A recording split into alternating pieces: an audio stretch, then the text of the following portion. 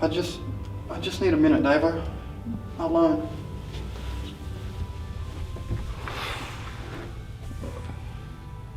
Why am I here? Jesus Christ.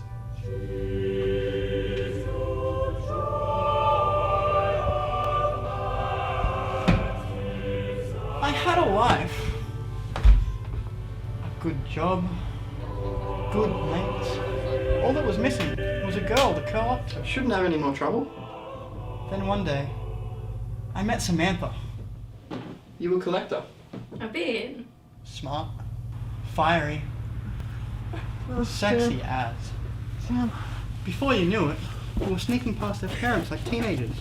After a bit, things are so comfortable, I can hardly remember being single.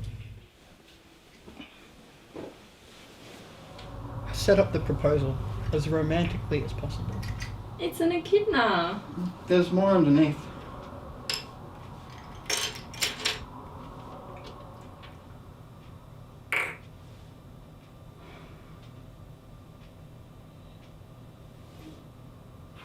Here's the thrill. We set the date. 8 months away. Plenty of time. But then, we'll take the church. A church is a church, right? Ha!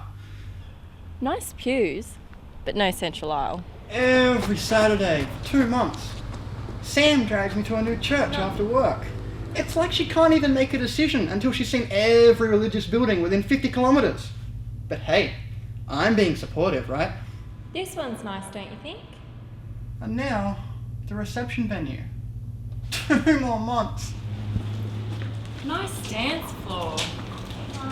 Girls have it drummed into them that this is the most important day of their lives. Nice wall hangings. But The fairy tale. The day she gets to be princess. too much concrete. I've got an idea.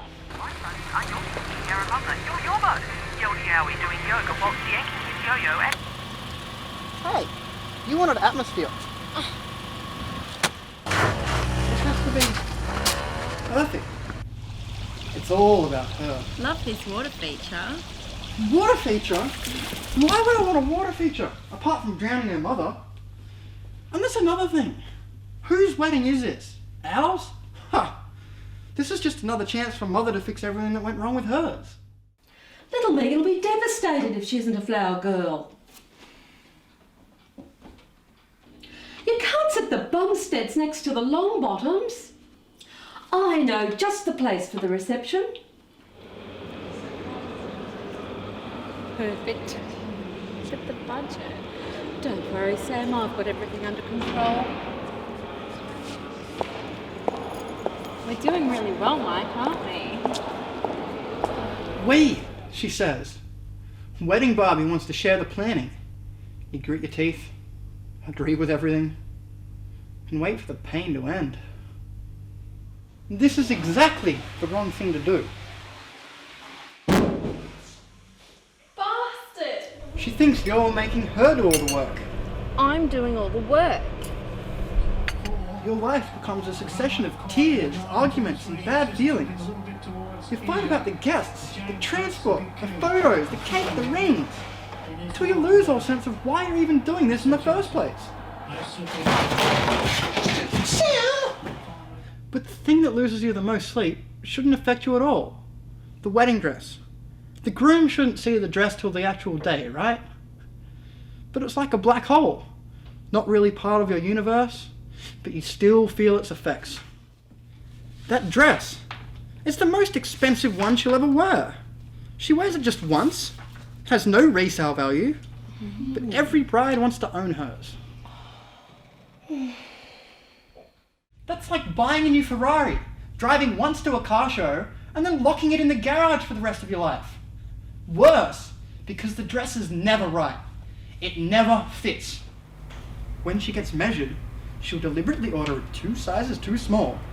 This is an Olympic event for her, and she has to be in perfect shape for the day of competition. If you don't do it properly, you'll get an injury. There'll be a series of fittings. She will not fit the dress at any of them.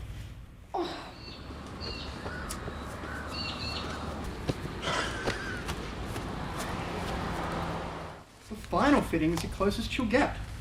She arranges alterations so that everything will be perfect. Hurry up! A couple of days before the wedding, she picks up the dress. Darling, it's beautiful, it's perfect. And guess what?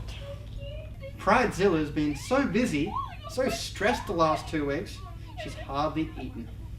Chances are, she'll end up walking down the aisle with more pins in her back than a voodoo doll.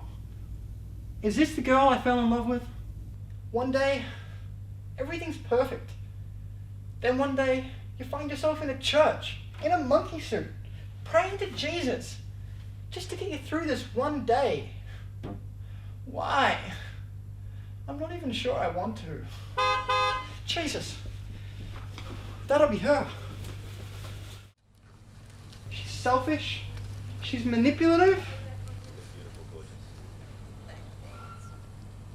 She's the most beautiful woman in the history of the world. It's time, mate.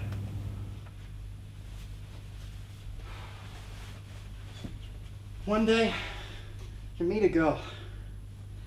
Then one day, you commit to spending the rest of your one days with her, one at a time. How hard can that be?